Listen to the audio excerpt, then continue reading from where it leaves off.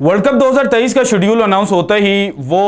जंग जो पाकिस्तान और भारत के दरमियान एशिया कप और वर्ल्ड कप 2023 को लेकर लड़ी जा रही थी, जहां उसका इख्तिताम हो जाना चाहिए था, लेकिन इस शेड्यूल ने एक नई कंट्रोवर्सी को रेज करके रख दिया है। पहले पाकिस्तान और भारतीय क्रिकेट बोर्ड आपस में गुत्थम गुत्था थे, तो अब पाकिस्तान और भारतीय क्रिकेट फैंस जो हैं वो एक दूसरे को नीचा दिखाने की कोशिश कर रहे हैं। भारतीय क्रिकेट फैंस इस वक्त सिर्फ एक ही बात कर रहे हैं कि आया वो पाकिस्तान क्रिकेट बोर्ड और पाकिस्तान क्रिकेट बोर्ड के चेयरमैन नजम सेठी साहब, जिन्होंने भारत को तड़ियां लगाई थी और भारतीय मीडिया पर बैठकर यह बात की थी कि जनाब हम भारत का जो प्रपोज्ड वेन्यूज हैं जिनमें अहमदाबाद का नाम लिया गया था, वहां पर क्रिकेट नहीं खेलेंगे अगर भारत जो है वो पाकिस्तान क्रिकेट खेलने के लिए नहीं आता। लेकिन अब जिस तरह से चीजों ने टर्न लिया है, टेबल्स जो हैं वो टर्न हुए हैं, तो उसके बाद जो एशिया कप है वो एक तो श्रीलंका में हो रहा है, न्यूट्रल वेन्यू जो है वो श्रीलंका है, बजाय इसके के पीसीबी जो चाह रहा था कि जनाब दुबई में हो। दूसरा, पाकिस्तान क्रिकेट बोर्ड जो है वो अहमदाबाद और उसके अलावा हैदराबाद, ये जो दो वेन्यूज हैं यहां पर मैच खेलने से इनकार नहीं कर रहा, और जो प्रपोज्ड वेन्यूज पाकिस्तान के सामने रखे गए हैं वहां पर पाकिस्तान क्रिकेट बोर्ड ने अभी तक कोई रिएक्शन नहीं दिया। सो इस तरह से भारतीय क्रिकेट बोर्ड जो है वो जीत चुका है, जबकि कुछ पाकिस्तानी मीडिया आउटलेट्स जो नजम सेठी साहब को अच्छा नहीं समझते वो भी इस वक्त जनाब ये बात कर रहे हैं कि नजम सेठी साहब जो हैं वो पाकिस्तान का मुकदमा लड़ने में बुरी तरह से नाकाम हो चुके हैं, इसलिए नजम सेठी साहब को चुपचाप घर चला जाना चाहिए और उनकी जगह पर ज़का अशरफ साहब जो हैं उनको लेकर आना चाहिए, क्योंकि ज़का अशरफ साहब जो हैं वो एंटी भारत बहुत ज़्यादा बढ़ चढ़ कर बोलते हैं और भारत को वो तिगनी का नाच नचा सकते हैं। ज़का अशरफ के दौर में ही बिग थ्री का जो एक मॉडल था वो सामने आया था, लेकिन उन्होंने एक्सेप्ट नहीं किया था। लेकिन अब जनाब कुछ जो पीसीबी के सोर्सेज हैं उनसे बात हुई और कुछ अंदरूनी कहानी जो है वो समझ आना शुरू हो चुकी है। कहानी सिर्फ एशिया कप 2023 को लेकर पाकिस्तान क्रिकेट बोर्ड नहीं लड़ रहा था, बल्कि जो एक्चुअल चीज थी वो एशिया कप से भी बड़ी थी। यानी कि पाकिस्तान के साथ 2009 से एक चीज लिंक की जाती है कि पाकिस्तान जो है भाईजान उसमें क्रिकेट टीम जो है वो सेफ नहीं है। हालांकि यहां पर जनाब जो फुटबॉल के मैचेस हो चुके हैं, कबड्डी का वर्ल्ड कप हो चुका है, हॉकी के मैचेस हो चुके हैं, लेकिन हमेशा जब भी क्रिकेट की बात आती है, चूंकि ये भारत के अंदर भी एक मोस्ट पॉपुलर गेम है और दूसरा पाकिस्तान के अंदर भी मोस्ट पॉपुलर गेम है, तो इसलिए हमेशा जब भी क्रिकेट टीमों की आपस में खेलने की बात आती है तो भारतीय जो है वो ये कह देते हैं कि जनाब देखे हम पाकिस्तान में जाकर किस तरह से खेल सकते हैं, या हम जनाब पाकिस्तान के साथ खेलें ही क्यों, क्योंकि अभी जब ये सारा जो डेडलॉक था ये खत्म हो रहा था तो एन उसके दरमियान गौतम गंभीर साहब की एक स्टेटमेंट आ गई है। गौतम गंभीर साहब जो हैं उनका ताल्लुक भारतीय जनता पार्टी के साथ है। उन्होंने कहा है कि पाकिस्तान जो है वो थ्रेट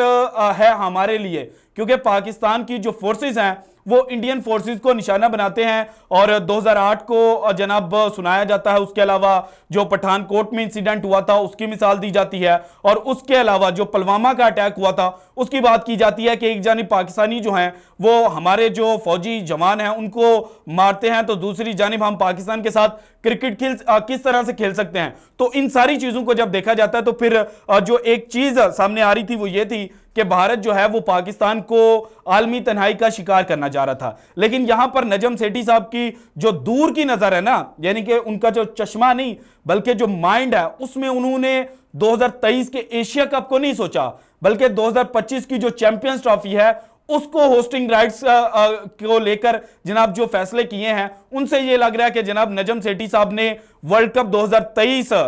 पर जो पाकिस्तान का मौकफ था कि हम भारत खेलने के लिए नहीं जाएंगे, उससे थोड़ा सा जो पीछे हटे हैं, और खास तौर पर जो अहमदाबाद का ग्राउंड है उस मौकफ से जो पीछे हटे हैं, उसके पीछे की जो गेम है वो ये है कि चैंपियंस ट्रॉफी 2025 जो है उसके होस्टिंग राइट्स जो हैं वो पाकिस्तान सिक्योर कर ले। अब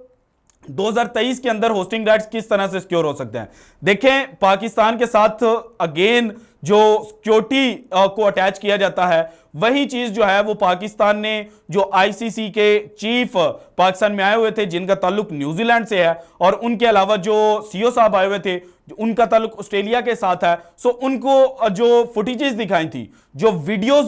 उनको दिखाई थी और बताया था कि पाकिस्तान किस तरह से सेफ है। तो तो फिर वहां पर एशिया कप और चैंपियंस ट्रॉफी और वर्ल्ड कप, इन तीनों सब्जेक्ट्स को लेकर बातचीत हुई थी। पाकिस्तान ने यह कहा था कि पाकिस्तान जो है वो एशिया कप 2023 को होस्ट करना चाहता है और भारत इसमें जानबूझकर जो रोड़े है वो अटका रहा है। इस वजह से पाकिस्तान वर्ल्ड कप 2023 खेलने के लिए भारत नहीं जाएगा, अगर भारत जो है वो पाकिस्तान के खिलाफ जो साजिशें गाड़ रहा है इससे बाज ना आया। अब फिर जनाब जो जे शाह साहब हैं वो WTC फाइनल देखने के लिए लंदन में मौजूद थे, उनके साथ कुछ इंपॉर्टेंट मीटिंग्स हुई, तो वहां पर भारतीय मीडिया ने यह खबर ब्रेक की कि पाकिस्तान का जो हाइब्रिड मॉडल है वो एक्सेप्ट हो चुका है। पाकिस्तान का हाइब्रिड मॉडल एक्सेप्ट होने का मतलब यह था कि पाकिस्तान का जो उसूली मौकफ था वो मान लिया गया है, लेकिन जिस तरह से जो न्यूट्रल वेन्यू दुबई से श्रीलंका में शिफ्ट हुआ तो उसके पीछे यह कहा जा रहा है कि जनाब देखें, पाकिस्तान की ये जीत नहीं है बल्कि पाकिस्तान की ये हार है और पाकिस्तान जो है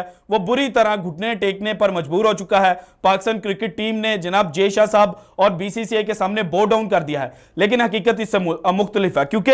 पाकिस्तान जो है वो ये जो 4 मैचेस हैं, 4 से 5 मैचेस की बात हो रही है, ये जो 4 से 5 इनिशियल मैचेस एशिया कप के कजाफी स्टेडियम में होस्ट करेगा, इसको लिटमस टेस्ट के तौर पर जनाब जो ICC है उसके सामने रखा जाएगा जब 2025 की चैंपियंस ट्रॉफी के होस्टिंग राइट्स को लेकर बात होगी और भारत उस वक्त भी ये प्रोपेगेंडा और वावेला मचाएगा कि जनाब पाकिस्तान जो है वो सिक्योर नहीं है। अब जबकि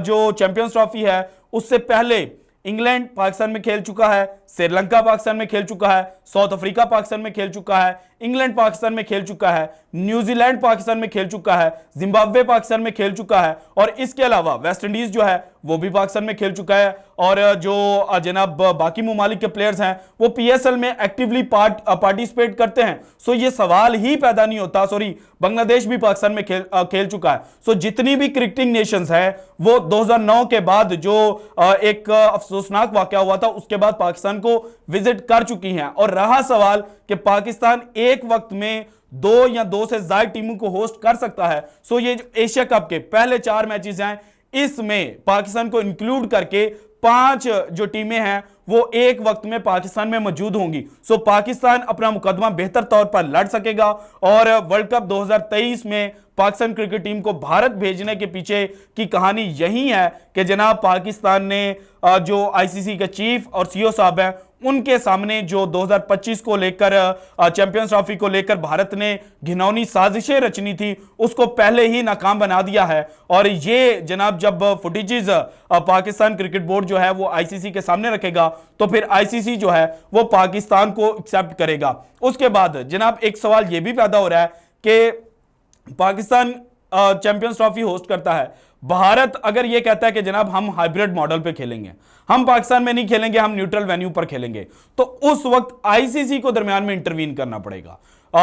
एक ICC जो है वो भारतीय क्रिकेट बोर्ड पर पाबंदी नहीं लगा सकता। मैं ये पॉइंट क्लियर कर दूं कि ICC जो है वो भारतीय क्रिकेट बोर्ड पर पाबंदी नहीं लगा सकता, लेकिन वो भारत को फोर्स कर सकता है कि आप पाकिस्तान खेलने के लिए जाएं। अगर फिर भी भारत पाकिस्तान खेलने के लिए नहीं आता तो फिर भारत को वॉकओवर देना पड़ेगा, बिल्कुल उसी तरह से जिस तरह 1996 के वर्ल्ड कप में ऑस्ट्रेलिया और वेस्ट इंडीज ने श्रीलंका को वॉकओवर दिया था, क्योंकि ये 2 टीमें